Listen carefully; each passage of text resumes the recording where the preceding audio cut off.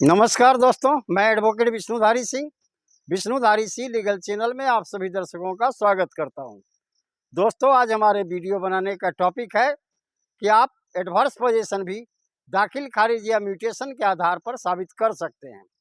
दोस्तों, आइए सबसे पहले देखते हैं एडवर्स पोजीशन क्या है, इसके सिद्धांत क्या हैं और हम इसे कैसे साबित करेंगे, इस पर कानून क्या कहता है और ऑनरेबल कर्नाटका हाई कोर्ट और ऑनरेबल सुप्रीम कोर्ट का जजमेंट क्या कहता है।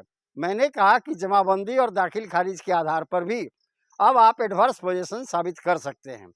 तो सबसे पहले समझते हैं जमाबंदी क्या चीज़ होती है। दोस्तों, जैसा कि आप जानते हैं, प्रत्येक खेत का मालिक, प्रत्येक खेत का जो रैयत है, उसका नाम वहाँ पर रजिस्टर 2 में चढ़ा होता है तहसीलदार के यहाँ, जिससे वो सरकार को सालाना टैक्स देता है, मालगुजारी टैक्स, और उसके बदले में वहाँ रिसिप्ट प्राप्त करता है। ये क्यों होता है दोस्तों? जब रैयत खतियानी रैयत है तो उसका नाम तो रजिस्टर 2 पर चढ़ा है, लेकिन खतियानी रैयत अगर किसी को बेच दिया, अपनी संपत्ति किसी को दान दे दिया, वैसी परिस्थिति में जो आदमी खरीदता है या जो आदमी दान प्राप्त करता है, वह तहसीलदार या सर्किल ऑफिसर के यहाँ जाता है और एक आवेदन देता है कि मैंने खतियानी रैयत से यह ज़मीन खरीद लिया, उनके नाम को यहाँ से हटा करके, इस खाता पर से इनके नाम को हटा करके मेरा नाम उसमें जोड़ दिया जाए। इस पूरे प्रक्रिया को दाखिल खारिज या जमाबंदी की प्रक्रिया कहते हैं। जो उसका वाद का नंबर होता है, जिस नंबर के आधार पर नए खरीदार का नाम रजिस्टर 2 में यानी खाता 2 में जब चढ़ता है, उसे हम जमाबंदी नंबर कहते हैं। अब आइए दोस्तों, देखते हैं एडवर्स पोजीशन क्या है। दोस्तों, एडवर्स पोजीशन पर हम पहले भी काफ़ी वीडियो बना चुके हैं। एडवर्स पोजीशन का मतलब होता है, ब्रीफ में समझ लिया जाए, कि अगर आप किसी दूसरे की संपत्ति पर खुले रूप से शांतिपूर्ण ढंग से बिना बल लगाए कब्जा कर लिए और 12 साल तक कब्जा करके रखे, लगातार कब्जा करके रखे, खुले रूप का मतलब है पूरे समाज में उसकी जानकारी हो और मालिक को भी उसकी जानकारी हो, और इस बीच में ज़मीन का मालिक या जिसे हम रैयत कहते हैं, वो कहीं भी किसी भी कोर्ट में जा कर के आपके कब्जा को चैलेंज नहीं किया। ऐसी परिस्थिति में वह कब्जेदार जो ज़मीन पर आपका कब्जा किया है, संपत्ति का मालिक बन जाता है।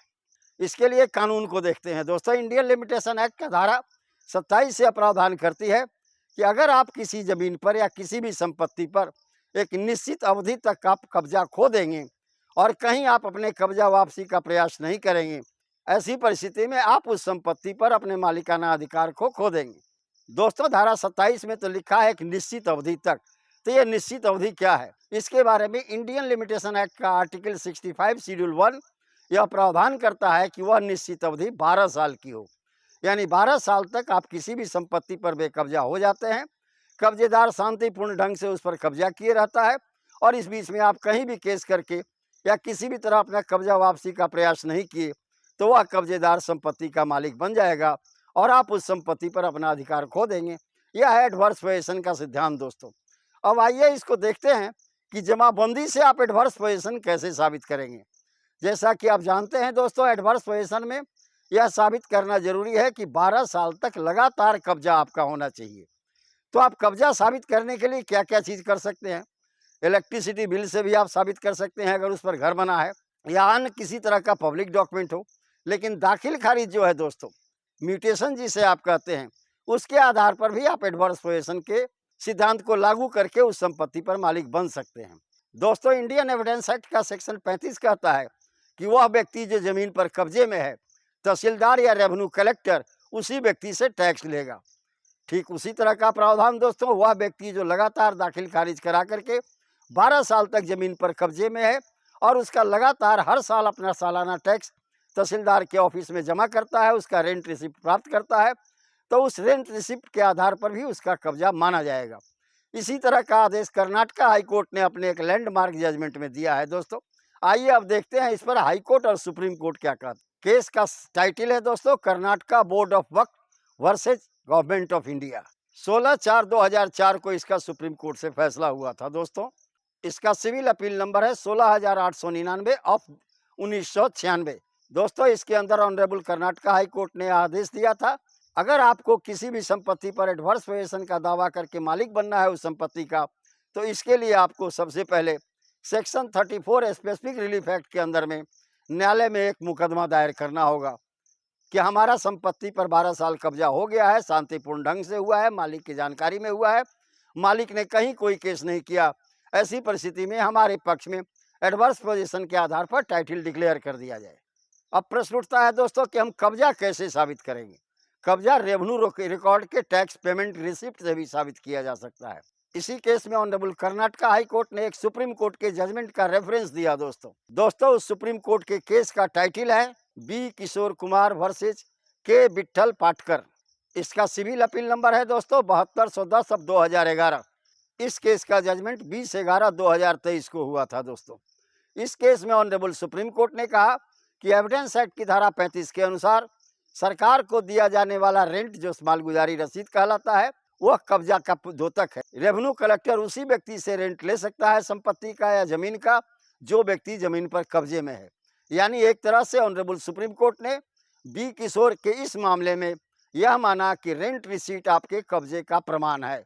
दोस्तों इस तरह से 12 साल लगातार अगर आप रेंट रिसीट कटवा रहे हैं अपने संपत्ति का म्यूटेशन कराने के बाद, तो आप निश्चित तौर पर माने न्यायालय में आप एडवर्स पोजीशन के लिए अपना कब्जा साबित करने में सफल होंगे।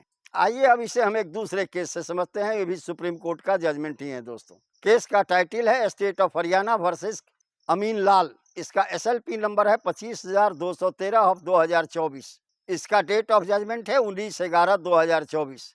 इस केस में भी ऑनरेबल सुप्रीम कोर्ट ने जो लेटेस्ट जजमेंट है दोस्तों 2024 का, साल भर पहले के अपने स्टेटमेंट को कंफर्म किया, यह कहते हुए कि रेंट रिसीट भी एक पब्लिक डॉक्यूमेंट है, म्यूटेशन भी एक पब्लिक डॉक्यूमेंट है, अतः इसके आधार पर भी आप एडवर्स पोजीशन का कब्जा किसी भी संपत्ति पर साबित कर सकते हैं कि संपत्ति पर मेरा 12 साल कब्जा हुआ। इसी केस में ऑनरेबल सुप्रीम कोर्ट ने कहा कि म्यूटेशन या रेंट रिसीट किसी भी संपत्ति के मालिकाना हक का निर्धारण नहीं करता, लेकिन म्यूटेशन या जिसे जमाबंदी कहते हैं और उसका रेंट रिसीट जो आप सरकार को टैक्स देते हैं उसका रिसीट लेते हैं, ये सब चीज़ उस संपत्ति पर आपके कब्जे का प्रमाण है। आप उसे कब्जा साबित कर सकते हैं। यानी 12 साल कब्जा साबित करने की जो परेशानी थी, उस परेशानी से आप म्यूटेशन के आधार पर भी छुटकारा पा सकते हैं। लेकिन दोस्तों जब इसके आधार पर आप टाइटल साबित करना चाहेंगे तो रेवेन्यू रिकॉर्ड के साथ साथ कोई भी ट्रांसफर डॉक्यूमेंट अगर आपके पास है तब आप उसे टाइटल ले जा सकते हैं, टाइटल डिक्लेयर करा सकते हैं अपने पक्ष में। लेकिन एडवर्स पोजीशन के आधार पर अगर आप कराना चाहते हैं, वैसी परिस्थिति में सिर्फ और सिर्फ लगातार 12 साल तक जमाबंदी दिखा करके, उसका रेंट रिसीट दिखा करके न्यायालय में आप चाहें तो अपना कब्जा साबित कर सकते हैं। तो दोस्तों इस प्रकार आप देख रहे हैं, आज का टॉपिक भी यही था कि क्या एडवर्स पोजीशन जमाबंदी के आधार पर साबित किया जा सकता है, क्या कहता है कानून और क्या कहता है सुप्रीम कोर्ट।